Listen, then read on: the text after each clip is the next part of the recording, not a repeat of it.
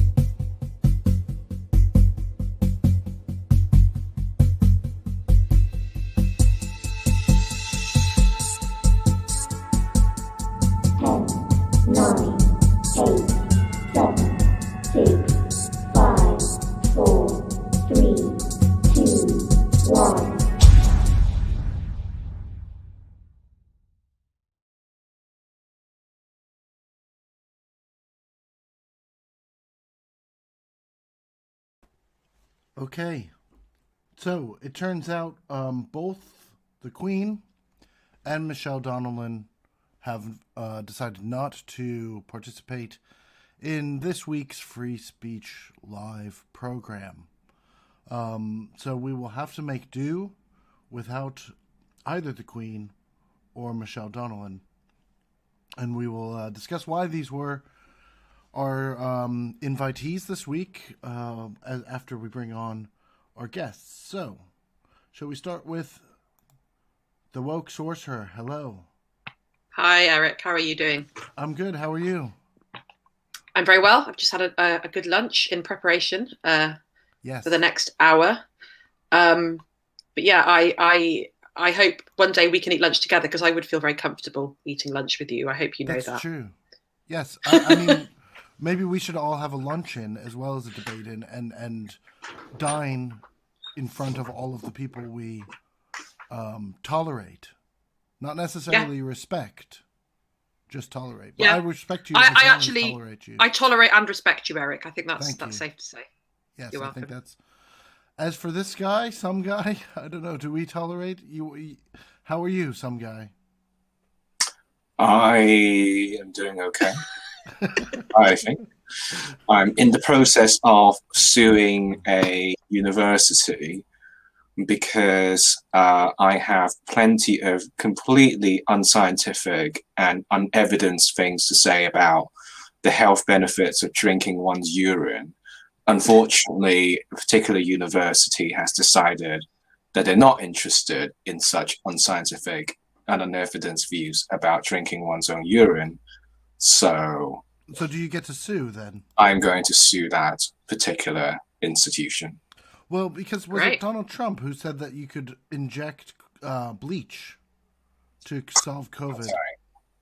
That's right. I mean, it is one way of solving the problem, isn't it? Injecting bleach, and yet it would certainly solve. I've not seen any scientific. That position has been no platformed insofar as I haven't seen that promoted by any university. The bleach, COVID. It's true. Yeah, I think Donald Trump. I mean, to be fair, Donald Trump has his own brilliant platform now in his own hotel. Have you seen that video clip of him just randomly shouting at hotel guests? Wasn't it a wedding? Wasn't it a wedding there or something? And he just gate crashed it to talk about himself. It might even himself. have been a wedding at Mar-a-Lago. Amazing. Just imagine having that Billy Big Balls energy. Hey, I love it. Well, I can't say that I am particularly sad that he is no longer my president. I'd forgotten about him. Yeah, I'd actually forgotten about him. It's really pleasant to just not have him in my general air. Like what has he said today on Twitter? Has he caused a North Korean crisis today by accident? Oh, turns out he's banned from Twitter. That's great. Perfect. Deplatforming, very dangerous. Almost as if being deplatformed from the White House and from social media actually works. It's as if, and yet this was a great controversy with. Is it Timming? What's Timming's first name? Professor Timming. Andrew Timming. He's a laboratory. He's not a professor. Or is he a Labrador? Sorry, I shouldn't say that. No, or is it a bit like corporations can be people, laboratories can be people as well? Or like Dexter's Laboratory for those of you who were children in the 80s. Right. Yeah, I vaguely remember that. Now, should we explain why we invited Queen Elizabeth II? Because a lot has happened in just fortnight since the last time before. When we last did our Free Speech Live, the Queen's speech had not yet happened. Is that right? I don't think so. Because then we decided, the Queen has just announced this higher education free speech bill. And so we decided to run with that. Now, one of the things that I was struck by in that was that the Queen, in fact, did not have freedom to say whatever she wanted. She had to say what the government's plans were. So even I wonder the what her Queen red lines of, are. of What are her England, red lines? Does she have red lines? I don't know. Like, if they Well, if they she can said to wear the Queen, like a like, European colored hat. That's a protest, isn't it? Blue and yellow hat. apparently her brooches mean all kinds of things. Right. I think we need more I think action, less Well, maybe brooches. really we should develop a fund to send her a peach button so she can A freeze express her- yeah, Yeah. yeah. I mean, That I would think, be cool. to be fair, I think the Queen basically is way ahead of the curve. I think the Queen is basically going to be the model of all academics in higher education in the next few years. Namely, Yeah. government gives you a script and Yes. you just read it. Yes. Well, and if you don't, then you're impinging on others' free speech because they might have thoughts or want to say something that's different than the prepared script. And if you say, I don't want to read my script, I'd like to say something else, that's imposing on their free speech, I believe is the logic. But you're imposing on my free speech if I can't disagree or criticize, isn't it? And that's Oh, where well. this all becomes extremely ridiculous. Yeah, and this is where, of course, the entire thing is absurd, and the absurdity was highlighted almost immediately when, after Gavin Williamson's wildly successful launch, where I feel like everyone was very excited in the Conservative Party, that including Timming. I'm not suggesting Timming is necessarily a Tory, but I am. It's my free speech. It's all relative, I He's suppose. just a laboratory. Well, but he's been standing Or a Labrador. He's been standing shoulder to shoulder with Lester. I've heard. I'm not sure how. Being that Leicester he's in management. Australia. Or Yeah, Leicester management. But so here's Gavin. There he is, Fireplace Salesman of the Year, introducing the legal duties on higher education providers, and it's the Freedom of Speech Bill, not the Academic Freedom Bill, to ensure free speech. but then further down it does say academic freedom and free speech. It kind of It's got mentions both. It's got both. A little bit further up. Yeah, there. Yeah. Oh, well, this is And the I just- director will be joining the Office for Students, and with the responsibilities for investigations of breaches. With the responsibility of touring all of the university campuses and like gate crashing random lectures and shouting fire. Right. Well, yes. Well, it has to be legal speech, I believe, but they're very concerned with this chilling effect again, and I'm very struck by these incidents. So in one, there's the Bristol Middle East Forum was charged almost £500, if you can believe it, in security costs to invite an ambassador. Now, considering that, what doesn't cost £500 at universities? I mean, that's probably the price of. Costs £500 Yeah. at a university. I'm Do you remember when I'm fairly sure like coronation chicken sandwiches at conferences cost £500. Do you remember when lockdown started and there were all those students? Well, no, what not when those students went to uni and they were all just locked in, and like Durham or someone were charging students something ridiculous for like some pot noodles as a weekly food drop off. I think it was University of Sussex, wasn't it? That was doing. It was somewhere like that. But yeah, I mean, this is the cost of. That's just It's the cost so of holding an event. you want, any and you know, event with like any number of people is going to need security, and security costs. I don't know. yeah, I'm £500 amazed. is maybe what two security guards for the evening, and This isn't a very good example, is it? Because presumably the Israeli ambassador came to the event and spoke. So I don't really understand why that's and don't they have Should we their be not own paying kind of- security guards now? Should they be and I would free? assume that they also have their own kind of secret service or equivalent. But okay, so that one, I would invite them to look at what full economic costing is at universities, and ask whether £500 because literally Williamson only mentions two things. One is the 500 pounds, and then the second is that there was a letter signed in opposition to Nigel Bigar's "Empire is Wonderful." Oh, I'm sorry, it's called "Ethics of Empire." Again, so people express their pride views as well as shame, although he cannot point to any shame. It's just pride, including in Cecil Rhodes most recently. So what Gavin Williamson is saying is that academic freedom is working very well because over 100 academics decided to put on paper that they thought Nigel Bigar was talking shit. Yes, again, I genuinely do not understand. I genuinely do not understand how this is not free speech. 100 academics. These are terrible examples. Yeah, apparently the best examples that Gavin could come up with was like being charged 500 quid for coronation chicken sandwiches. And then like 100 academics writing an open letter. I mean, at least he's not using the example of Germaine Greer, who allegedly... Or Amber Rudd. The platform actually was platformed.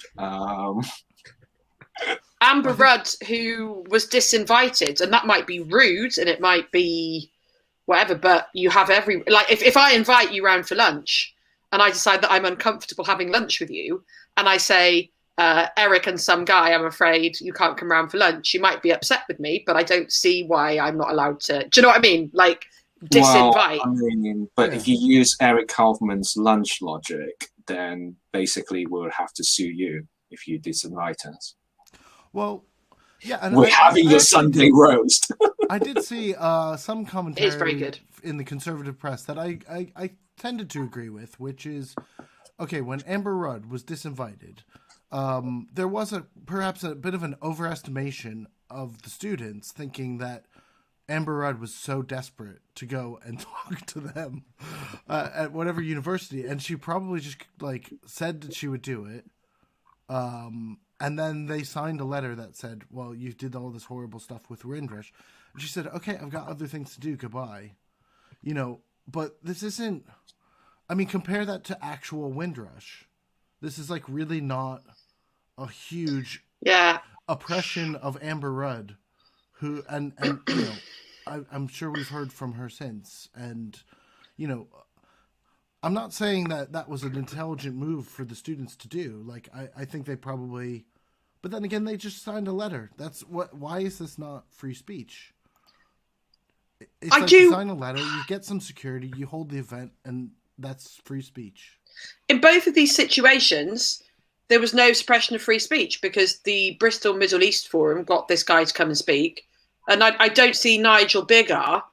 All I see is pictures of closer and closer up pictures of Nigel Bigar in an Oxbridge College quad staring at the camera. So I don't understand how either of these are very good examples. He might, of course, talk about Leicester and the situation there, of course, with you know, people being sacked for working on the wrong topics, or his government slashing funding to archaeology, meaning that whole departments are now under threat, including at Sheffield, which is, you know, coming from him and his people. But apparently it's about this. I wonder actually how much of all of this is a big distraction and a deliberate creating of a non-existent war, a non-existent the culture war. Yeah, I think it absolutely is a distraction from all the other evil shit they're pulling off, like Priti Patel enthusiastically attending dawn raids in her flipping Home Secretary special produced coat. Yeah, you know, I saw that, you know, the policy exchange has also influenced. There's now there's essentially getting rid of tenure on civil servants as well. So do those guys have tenure? I don't know if it's called that, but it's essentially in making civil servants' jobs contingent on performance, which means that whoever decides what the measures are gets to decide how high the civil servants jump, which, as far as I can tell, would remove the independence of civil servants from politics. It's an Ian Mansfield thing again. I assume so, yeah. I mean, it's policy exchange. And Jesus, no one that's knows where Policy Exchange gets their money from, but they're clearly having an influence. And we didn't get to this yet, but we'll also need to discuss Oliver Dowden's affirmative action for Well, he wants red wall voters to join the museum boards and so forth. yeah. And it's So like that's the start of the. We're going to start to see that. I think Kaufman said it in that secret meeting. these particular ideas he's got about what red wall voters are and how they feel are especially patronising and kind of problematic as well, aren't they? You know, this idea that they must be people who are proud of certain things. Maybe they must be typically. You get it on both sides. Actually, that's one thing where people who have not been to the North think, like there was that, I forget who said the other day that it was, you know, don't talk about going to the cafe to work if you want to win back red wall voters or whatever. And it's like, well, Not sure they really care. I'm not sure they really care about going to cafes. Like, maybe offer them something to vote for, isn't it? I think, and maybe they all don't think the same way, but people think it's a hive mind. Well, and no one seems to have any of these like culture war issues at the front of their mind.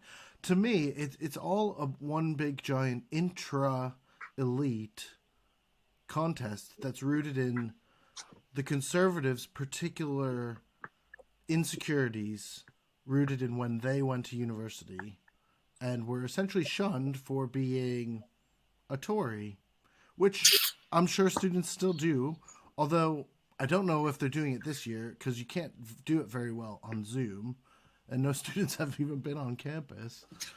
But I mean, you know, your opinions, you know, if those are your opinions, I'm afraid, you know, if your opinions are bad, I'm afraid that's, you know, that's how it is, isn't it? Yeah, and try and make your argument, you know, like I think that's the funny thing as well about the Journal of Controversial Ideas, Freudian slip, the Journal of Conservative Ideas, controversial ideas, but you know, there's this idea that there's all this hidden insight that's being chilled, that like here's is it Michelle Donelan saying, how can we expect society to progress unless we challenge the status quo? And it's like, okay, the status quo is the conservative government, first of all. Second of all, like, there's this idea that there's these people that have not been heard. And yet, you produce the journal, you produce the free speech bills, there's nothing waiting in the wings, waiting to be said. But isn't something like Roads Must Fall challenging the status quo?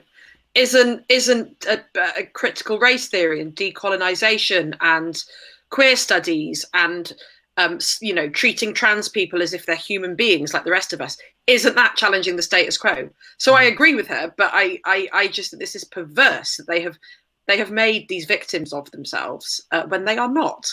And how can we challenge the status quo if we deplatform the status quo? Yeah. I think status quo should try and come and speak at the Oxford Union and then get deplatformed. Deplatform the status quo. Deplatform status quo. Here's someone online saying it's a moral panic. Won't someone think of the Tory children brainwashed by woke academics? I can't even get mine to do the reading for class. I haven't got time to brainwash them. You know, it's like if your student, you know, if students are open to having their minds changed or thinking deeply for themselves and being more nuanced or whatever, then great. But you can't force someone to think something different. But also, it's like, why are we blaming academics for things that, you know, students, they look around at the world and they say, this is really awful, and the conservatives have made it awful, so I'm anti-conservative now.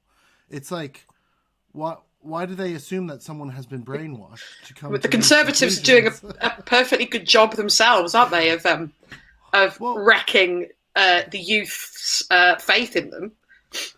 Yeah, and there's a clear like lineage from the kind of anti-millennial, and now it's like okay boomer. There really is a generational clash at this point where any survey shows that younger people are relatively more tolerant.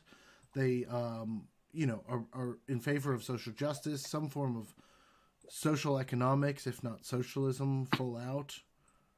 And the boomers are like, I want my second home, and I want my full pension, and I also want to be bigoted and call people offensive names that are outdated. And it's just like, well, no one's stopping you from doing that, but it's like, but when we come around for Christmas dinner, we're gonna like say, oh, Grandpa's a bigot.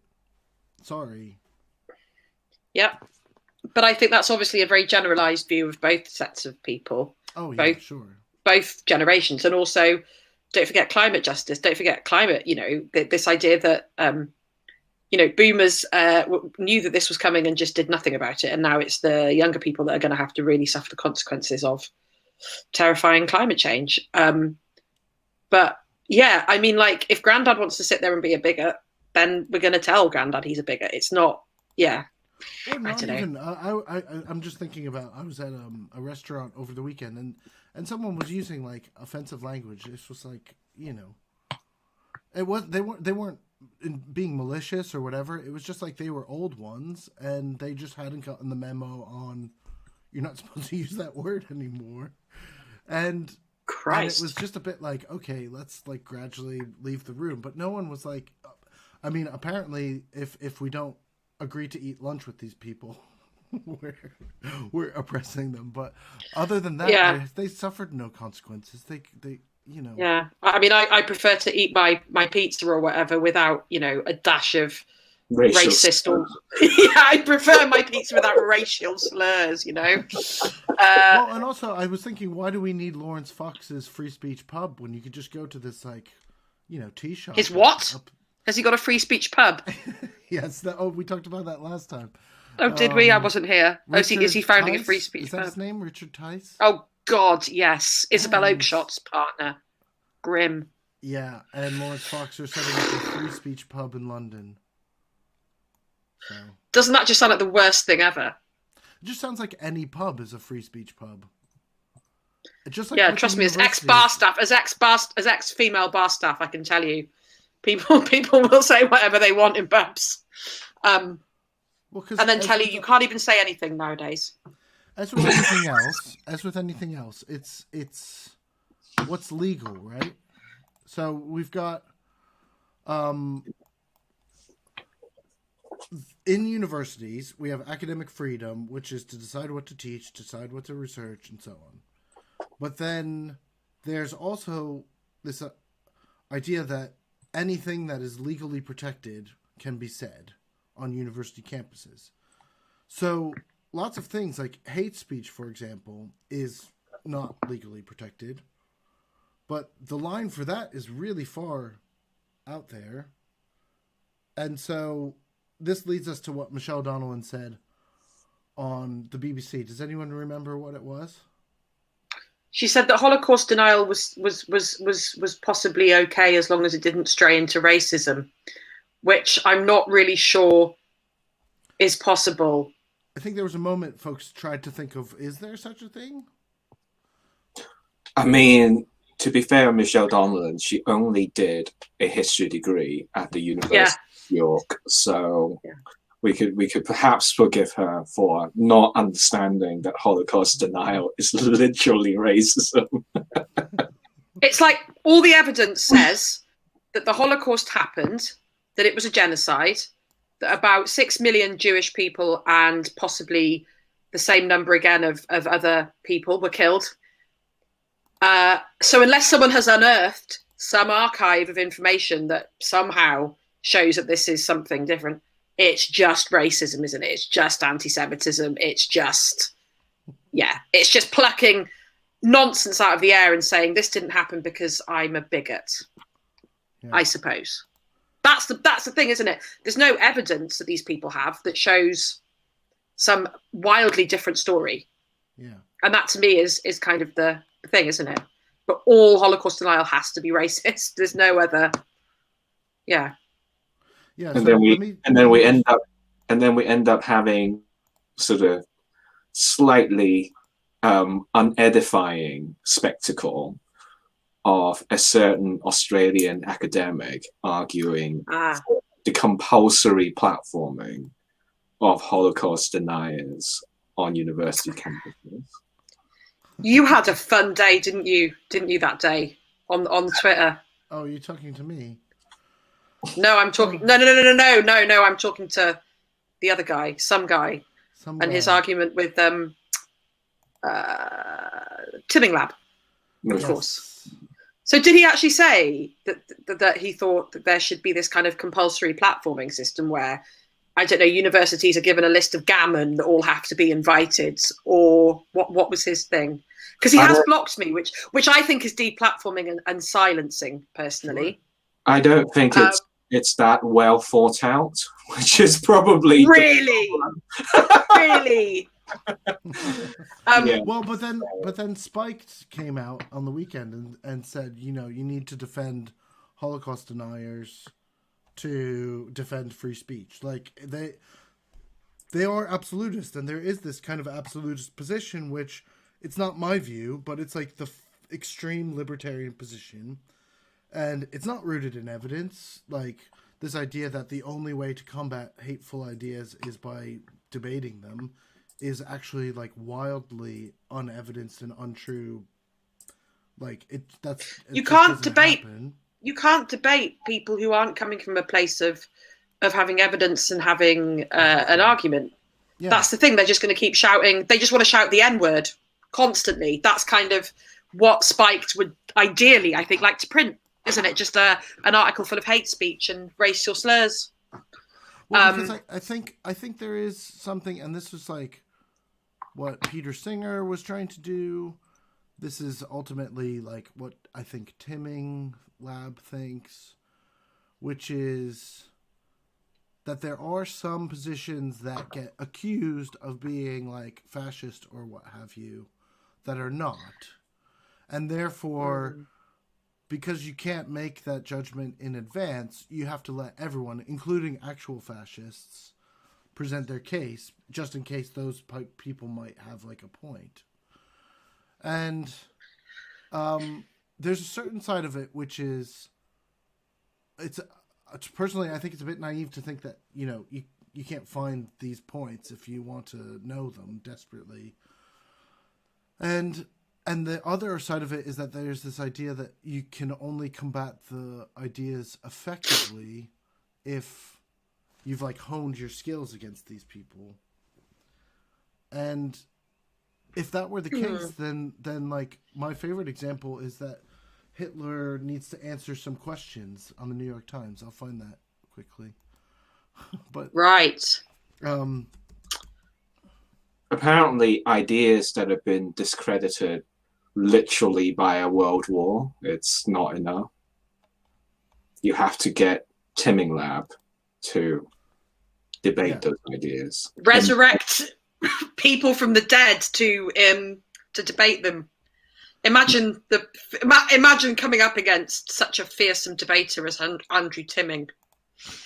I just can't imagine. Let's see. Yeah, this is the page. Herr Hitler replies to some fundamental questions on the 31st. And so the New York Times, look at this. This is like extensive debate. Well, that worked, didn't it? That put him in his place. Exactly. If only someone had sat down with Joseph Stalin and just tried to debate him. If only we have a time machine and we can send back Timming Lab to 20th of December 1931, then Hitler would have been defeated in the pages of the New York Times. Hitler might have lost the will to live, but yeah. I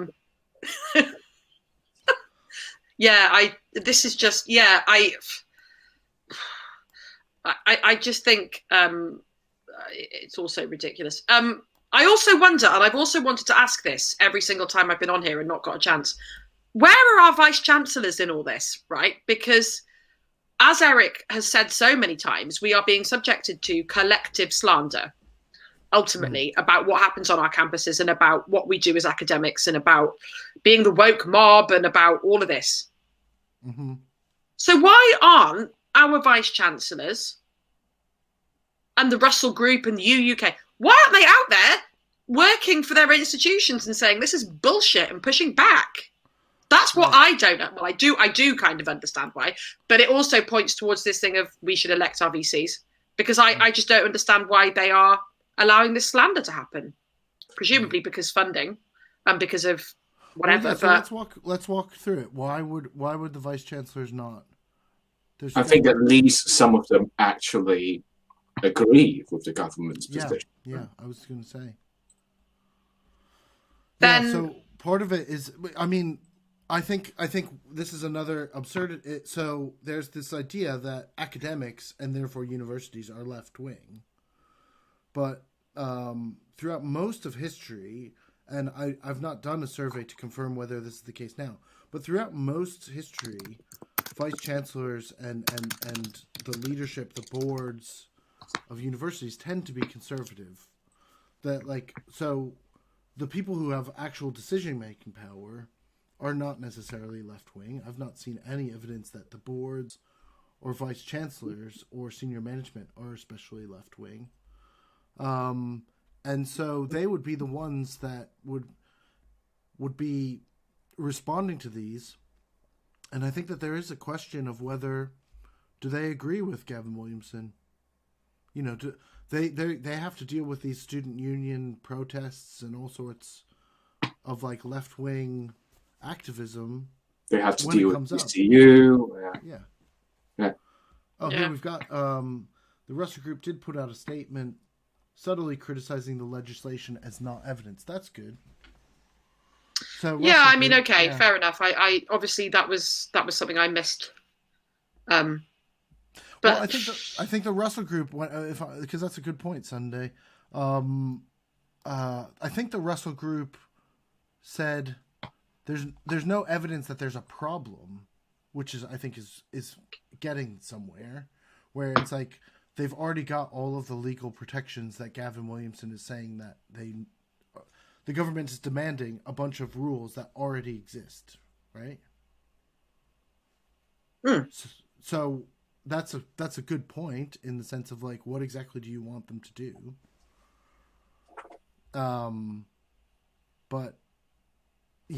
But at the same time, I think what the woke sorcerer is getting at, and I think there's a good point,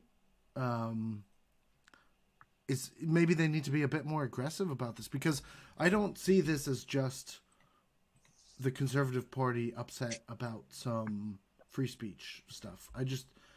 It's too contrived. It's too obviously absurd when you put examples to it. It's clearly a kind of like disinformation noise making machine, and the actual goal is to start cutting programs, which they're already starting to do. Yeah. Right? And it is alarming. And I think it's probably this kind of culture war is probably something that's quite helpful in terms of public opinion, in terms of, they're cutting a whole archaeology department at Sheffield or Chester. Because archaeology is quite an interesting one, because it kind of has been used for that kind of nationalist myth making quite a lot. You know, remember the dig that's been on quite recently with Sutton Hoo, and it's very much kind of our past and our national story. But I think a lot of archaeology more recently has been kind of much more tied up with more sort of critical race theory and kind of identity and kind of pushing back sometimes against this kind of nationalist myth. And I wonder if that's part of the reason why archaeology specifically has been targeted as one of the undesirable top subjects, alongside things like is it drama, performing, fine art? I can't remember, but so it's archaeology really genuinely does cost more money, because it's like a science in the sense that you need a laboratory, you need specialist equipment, you need all sorts of like and to teach it, you need access to those, and so you can't teach a lot of students all at once. And here's the list of subjects that they are willing to support. Medicine, same thing. Dentistry, these are also.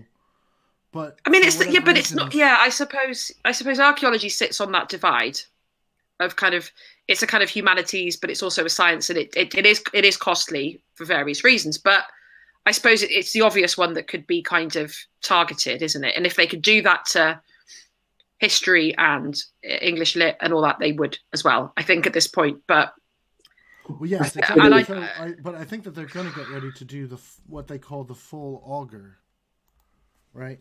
So they're going to cut fees down to 7,500. It's from 9,000, and that's just a straightforward 25% cut. I wonder if students think that kind of cut is worth it for the kind of in terms of the pros and cons, because you're still going to be in a hell of a lot of debt, well, student loan debt, and you're going to have way less choice over what you can study, aren't you?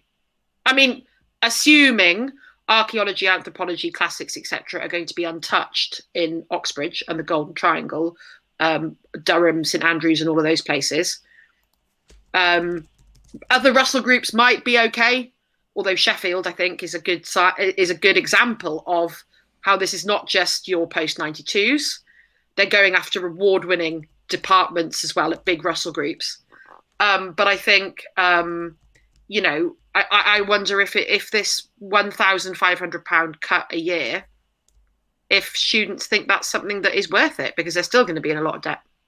Does that make sense? Well, yeah, and if you actually plot out, because they changed some of the financing around the debts and so forth, so actually only really the top 10% of wealthy students are going to have any benefit, because over the long term, the students are going to, who can't afford to pay up front right now, are going to pay even more in the long run anyway. So it doesn't help in interest. Yeah, exactly, in interest and so on.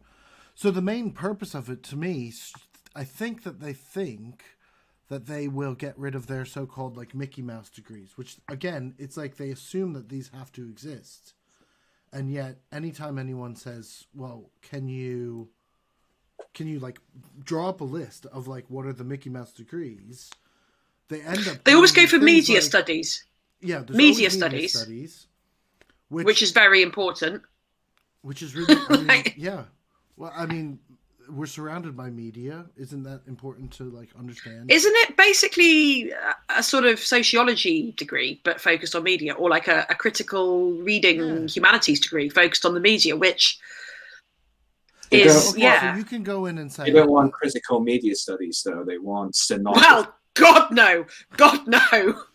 Imagine being able to pass, the latest transphobic article in the Times, Well, but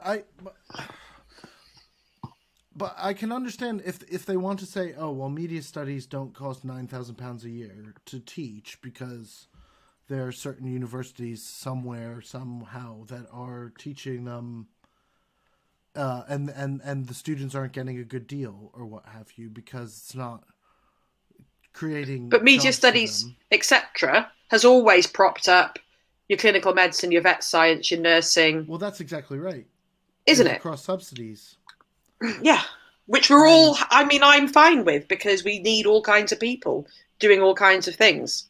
I don't think any of us should have to pay for our education, though. That's my, Well, it would be the same if there was a giant direct grant that the government said to the universities. They said, here's X billion pounds to run this many students in your university.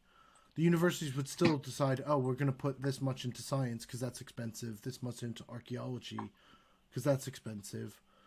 But because they've got this absurd student as consumer idea, it's kind of like if a course is not popular and it's not running at costs, it's a drain on the university, as opposed to being like a core. To me, archaeology is like core to any university that claims to have a humanity. If it's a science only place, like, okay, but any humanistic oriented degree program needs an archaeology department, just like it needs a language department, which are also threatened right now. And Woke Sorcerer, you're in medieval. There's a lot of cuts going on in medieval, because that's often so within other departments, and then everyone's saying, well, these are the least popular courses, so we're going to cut those. The thing about medieval studies is that it is interdisciplinary, and we do kind of work, across literature, history, archaeology, art history, various languages, so it's I think this attack on medieval English at Leicester, along with Chester and Sheffield and archaeology and stuff that's happening there, I think this is all kind of part of a similar kind of thing as well, in terms of it cuts off collaborative work that's very, very important, especially the earlier back you go. Archaeology is so key for that early history as well, because it's kind of, there are so few written sources and stuff. So it is really worrying, and it's almost like they're wanting to go back to that idea of the people who do medieval studies, the gentlemen scholars in the Oxbridge Common Room. It's not for the likes of those people that go to, Chichester like or Sheffield Northampton and Leicester. I mean, it's not like archaeology is being taught everywhere. It's like it's only research intensive universities, and of course it's expensive, but it's worth doing, because. And in the look case at Richard Leicester, III. Yeah. Without archaeologists, who are, to be fair, at this point not under threat at Leicester, but without archaeologists and without all of that, look at all that Richard III stuff. Look what it brings to Leicester in terms of tourism and jobs and all of that kind of thing. Even if we discount the fact that it is, the intellectual and academic kind of side of things. And so it's wanton, and you look at Sutton Hoo, and you look at kind of how that was, the film The Dig that was out recently. It's kind of, and they keep promoting this bloody MOOC that a load of the English language medievalists worked on, and it's really embarrassing because they keep promoting it. And there's me. Yeah. There's all these people just answering. It's become so embarrassing because all of the answers, all of the replies are just like, this is embarrassing, This is all Richard III's revenge, because he was just chilling out in a car park, and a bunch of archaeologists decided, we're going to dig you up. So he's like, fuck you, I'm going to destroy this. Like, why have you moved me? I was quite comfortable down there. But that's just one example. Sutton Hoo and the Staffordshire Hoard and things like that have been key for many people in their kind of nationalist myth making, as I've said. This idea of Anglo-Saxon, and obviously this is all quite problematic. But I think maybe there's something, because of the way that things are going now, archaeology has the power to disrupt that nationalist myth and to kind of make it more nuanced and to make it, So I think there is also possibly something like that. But I think Ark and Anth at Oxford is fine. I think that will carry on. Right. And it's also just, I guess, it's a soft target in the sense that, like there are a good number of archaeologists in this country, but it's not necessarily a massive discipline like history or sociology or English or whatever. So I guess but then they're going to get rid of all of the small disciplines in time. Yeah, but this, I guess what I'm saying is this might be a way of like targeting archaeology is a way of experimenting with particular what they want to do with it's testing the water, and archaeology being quite expensive on paper, it's quite easy, I think, to sort of, and also, I would agree. But if you think about history at Manchester, where Eric and I are at the moment, it's kind of, we've got over 1,000 students. We're just a huge department, absolutely huge. And we bring in, SALC, which is the School of Arts, Languages and Cultures, which is one of the three main schools, which is everything that's not science, brings in so much money to support important work that goes on in sciences and in labs and in all of that. So it's I don't know, it's just so disingenuous. history is being targeted in the post 1992s. Yeah, absolutely it is.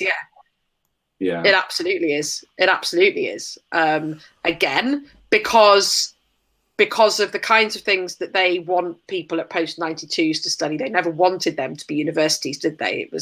They resent the fact that you've got, well, some guy is at a post 92 doing history. Yeah.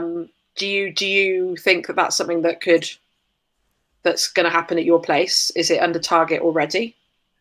Well, I think, I mean, one of the greatest problems with post 92 departments is actually just not having enough students, like serious under recruitment. That's happening this year. And if only there was some kind of cap on student numbers. But let's not go into that. Let's not go into that now.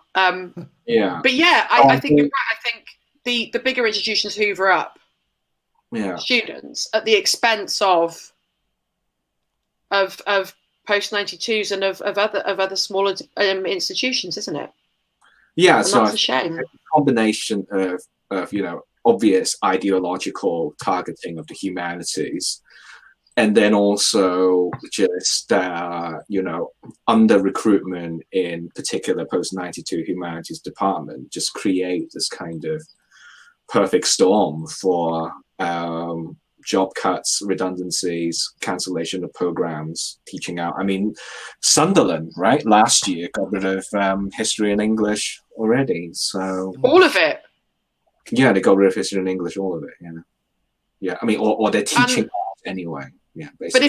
But if you think about somewhere like Sunderland, I mean, that cuts off opportunities for anyone who doesn't want to or can't move to study. I suppose Sunderland, you've also got like Teesside, Newcastle, right, Northumbria. But it's those people who have got kids at school, who are mature students, who are disabled, perhaps who don't want to live away from home, who are from a background where it makes more financial sense for them to stay in the home they're living in.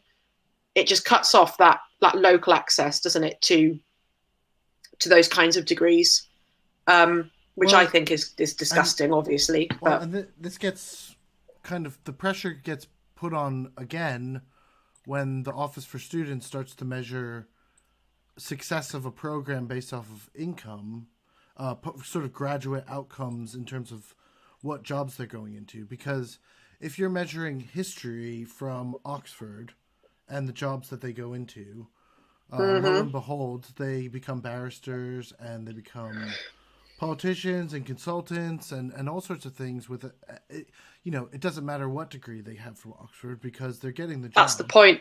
That's the point with Oxbridge. Over at the it doesn't matter. College. So it's funny that nursing carries on getting anywhere then, isn't it? Well, because nurses earn jack shit. So nursing has been really not been well dealt with, though, because they used to have the nursing bursary, which you would think, why should a nurse pay any money to? Why should anyone be paying money for their? Well, my brother's a nurse, and he couldn't have done it without that. My brother couldn't have trained to be a nurse without that bursary, and now he's out there providing vital underpaid work. Yeah, and they've added something back for the nurses. I can't remember what, but to sort of encourage nurses, but it's not as much as it was before 2010. But if you're looking at history from a post 92, like, okay, well, maybe you earn less, but maybe they're going into who knows what. Maybe they're doing like community organizing position. Well, that was my point about nursing. Like, a lot of jobs are essential, but not well paid, and the idea that the job you do has to be well remunerated.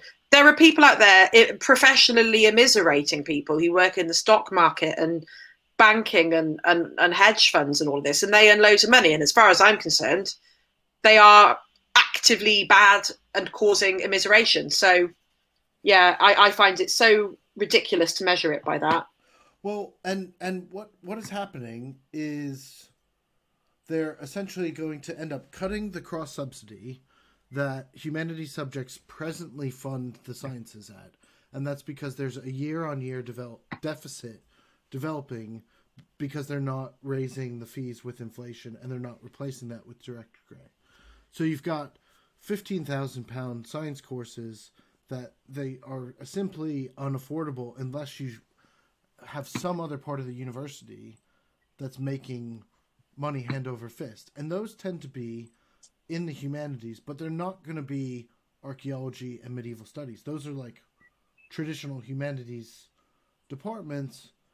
It's going to be places like business and law and professional disciplines. But then once you set those up, you're still not getting as much out of those from home students as you are from overseas students. So then the incentive is to just bring in as many overseas students as possible.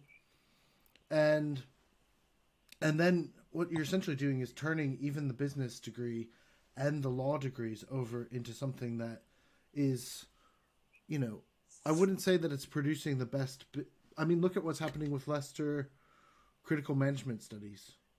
It's like, yeah, that's a scholarly business school, and they're deciding actively to say, well, we just want to print money, please. And we don't want to deal with this. Clearly, racism. Clearly the better metric is not graduate income, but graduate damage. So if you completed your degree and then afterwards you become single-handedly responsible for the death of 150,000 people in the country, then your degree is high value. Yeah, maybe. That's how you measure classics at Oxford, for instance. Well, quite. Or you might become a fireplace salesman and harass your colleagues, sexually harass your colleagues is also that. Because we are running towards the end, but I did want to just go back to Michelle Donelan because she wasn't able to join us today. And she obviously got into a lot of trouble because she went on Radio 4. And as far as I can tell, just took the logic of the free speech bill to its logical conclusion, which was to say Holocaust deniers should be platformed at universities. And then everybody said, well, that's so obviously not the case. And then everybody withdrew. Gavin Williamson said, of course not. Boris Johnson said, of course not. That's not what we meant. But then it does leave open the question of like, well, what did you mean? Because there is a line, apparently. And she says, let me be clear, anti-Semitism is abhorrent and will not be tolerated at our universities. But on what basis? Because, I mean, I agree that it's abhorrent, but on what basis will it not be tolerated? Presumably the Equality Law, right? The Equality Act, which would then apply to all of the protected characteristics. Yes. Yeah. Which is basically so universities will need to Equality Act. But then there's a claim that the Equality Act doesn't deal with, and this is something perhaps we can look at next time because we've only got 5 minutes. And I was corresponding with Phoenix about this issue, but there's the free speech report that came out at Essex, was it? Based off of No Platforming, Joe Phoenix, and Rosa Friedman. Is that right? And that had similar issues around it. And the conclusion that has been drawn from that, where I'm not convinced that the report actually says this, but the conclusion is that when there's these conflicts between different protected characteristics, that there should be allowed to be debate over those conflicts. Now, the issue with that claim is, okay, that as an abstract ideal, perhaps, but there is, an 800-year-old discipline of legal theory called the conflict of laws that goes back to 1200. I might be a medievalist, but I'm not a legal historian, by the way, so I don't know if I can... No, but, I mean, it's not as if this is like a new thing that's happened, that you have two different laws that have conflicts. And what needs to happen is there needs to be a clear legal basis upon which these claims get resolved, right? I mean, but that's not the effort that's being made. That's the thing that I'm not seeing. Is there needs to be a point that says, okay, this is the boundary that we're excluding speech, and according to Michelle Donelan, that is the equalities law, right? I'm lost track of my all of my absurd tabs. But yeah. So what is the basis? What and we don't I don't think that we need to use any specifics in this case. I mean, we used Holocaust denial, and that's clearly seems to be like, okay, everyone agrees that's way beyond the line. There's a line that's gone way over the line. So it's like, okay, well, where is the line? And it's probably not going to be a hard border, but it's like, whose interest is it to make that line really fuzzy and to go across it, right? I mean, I think that's the question, isn't it? Yeah, Cecil I mean, Rhodes denialism is going to be okay, right? Which one? Cecil Rhodes denialism is going to be okay, right? Well, yeah, that was Nigel Bigard this week. He somehow said that Cecil Rhodes was a good man or something. That his life well, should be somebody who celebrated. should be celebrated, yeah. So he was racist, but he wasn't. He was less racist than other people apparently, and apparently some people in Africa even liked Cecil Rhodes in the end, so that's fine. Mm-hmm. Well, but if you know what they say, if you have one black friend, you know exactly. You're exonerated from exactly from all wrongdoings. Yep. So, but the Rhodes thing I find really interesting because it's become this kind of totem for this whole kind of thing. But it's like they're now saying they won't take it down because it's too expensive and la la la. But I find it odd because they could at least cover him up or something. They could at least hide him.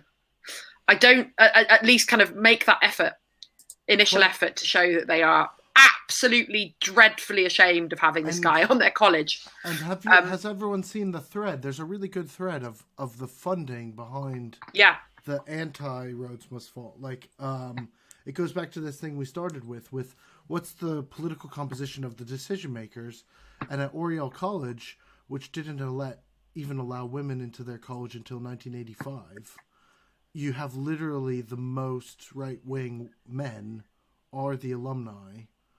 And so even though the present students and faculty want nothing to do with Rhodes, the alumni and the kind of the trustees and those who have voting rights clearly do. And presumably those who donate. Presumably those who the college can rely on for large chunks of money for things. But there's also really interesting ways in which this person has tracked, like when there's been an internal discussion at Oriel, all of a sudden the media starts reporting that there's this controversy, and they always bring it up as a free speech thing, of like there's people shutting down free speech at Oriel College. And so there's some kind of like a leak or at least like a pipeline between we want to keep Rhodes and they're actually sort of using these roundabout access to media to say that this is a controversy when in fact overwhelmingly the students and the existing fellowship don't want Rhodes to be there, let alone the public or anyone else. I mean, everyone says put it in a museum, you know, have a huge thing of context of like how horrible of a man Cecil Rhodes was. But, you know, to have a statue means that you're celebrating something. It's not. That's the difference. That's the difference, isn't it? Statues without context are actually quite sort of dangerous. I mean, my personal view is that we shouldn't celebrate individuals in the way that we have been, because you always uncover something uncomfortable about someone, you know. So that would be my kind of thing is why do we need statues of people anymore, you know? But it is interesting, isn't it? They also want to cut archaeology as well as preserving every statue. It's almost like, oh, so it's important now, or like interesting, isn't it? But I certainly think that if you put Rhodes in a museum and gave all the context and stuff, that would be way more interesting than just having him up on Oriel College. Because why would you want to celebrate this guy? They just want decontextualized statues everywhere. I keep imagining that Oliver Dowden actually has shares in a company that makes like garden gnomes and Churchill and statues and like tiny little statues of Cecil Rhodes. And do you think like do you think it's the same company? Every garden to have a tiny Cecil Rhodes. Do you think it's the same company where Gavin Williamson's wrongly dated mugs were manufactured? Exactly. Exactly. Charles and Diana mugs. Yeah. Well, I think that as with ever, you wait 2 weeks and there's even more to talk about than we have time for.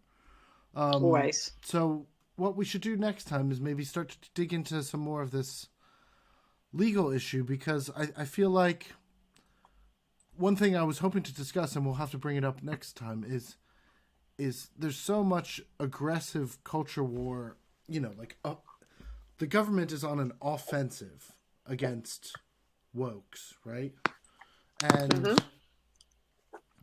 And I feel like we need to start to strategize about how to circumvent this, how to move in such a way to do things like defend archaeology and defend humanities and all these subjects that are supposedly, under threat and so on. So we'll think about that, but I think one of the ways that we might do that is through kind of looking at the terrain and saying, okay, they've admitted that there's a line, but they won't say where the line is going to be drawn, right? So we don't have to refer to specifics. We don't have to be offensive, but we need to be able to say, I don't know, maybe we'll see if we can get a lawyer expert in the conflict of laws and so on to say, what do you do if X right conflicts with Y right? How do you have a procedure in place to decide whether it's Y or X in a given situation? Because I feel like I do think though, I do feel like though that if I was ever worried that I might be crossing a line, then I would probably be crossing a line. It's like I've never felt like I'm, in a situation where I might be straying into hate speech. I don't know if you know what I mean. It's like if you're in a situation where you're saying like, is this racist? Maybe you're being racist. I don't know. I don't know if you know what I'm saying. Like you've ever felt. Well, I mean, I think accidents do happen. I feel like I went over the line last week, and then apologized. I mean, I think a lot of people are worried that that's what this like cancel culture creates, this like no forgiveness zone. But I went over the line and said sorry about that. I went over the line, and most. But that's the difference between you and a lot of people, Eric, is that you apologized when you thought you had been. Because Twitter isn't the best medium for it. And say Cecil Rhodes is awesome. Someone's going to take that out of context. Someone is going to take that clip out of context. Just Eric on loop going, Cecil Rhodes is awesome. Well, but yeah, exactly. I think the difference is that some people react in that reactionary way, whereas you went, shit, hold my hand up. Twitter wasn't the best medium for it. I was half concentrating, and I made some. I implied some things I didn't mean to. And I mean, I think that happens, but I don't know. Yeah, but if everybody tried to clean up their mess like you did, Eric, we'd be in a lot less trouble. If most people just had the grace to apologise and try and do better, we would not be in this situation. A lot of this is people just not wanting to admit they were wrong in the first place, I think. Yeah, that's true. Well, I think just you can take the Timming Lab approach, which is to accuse everyone who disagrees with him or tries to correct his somewhat silly opinions by calling them the Twitter woke mob. Right. I don't get to be in that though, because he's blocked me, as I say, and I find that chilling. It's a chilling effect of being blocked by Andrew Timming. Yeah, the breeze blows cold over the free. But someone asked him why he blocked me, and he replied, I don't see why it's suppressing her free speech just because I don't want to see her tweets. And it's like, he's almost getting it. So close. So close to getting the point. So close to understanding the whole thing about how it's fine to block someone. It's not silencing them. Yeah. Well, and also when I said that, Peter Singer had no platformed us, he said, well, he just didn't agree to go onto your platform. And it's like, well, what do you think is so close yeah, it's like, to getting the point? Has the Journal of Controversial Ideas got any publications yet, or is it still so controversial? No, it does. We talked about it last time with. I'm sorry, I wasn't here. Dave. I was. No, but with Dave, we went through the existing publications. The first issue, yeah. Yeah. Is it just racial slurs? No, it's basically just, the Journal of Shit Ideas that got rejected somewhere else. Yeah, so, and yeah, it seems like a bit of a storm, a damp squib in my view. Brilliant. But shall we pick this up next time? We'll see if we'll have to decide. Maybe we'll do another poll to find out who should we invite next. You need to do the wall of shame, the wall of no shows, or the Comic Sans. The wall of shame up, but I'll leave us classic Jordan Peterson and John Stuart Mill duking it out, and we'll see everyone next week. Thank you, everyone, for joining. Bye. You know what? We can't say what he thinks is up like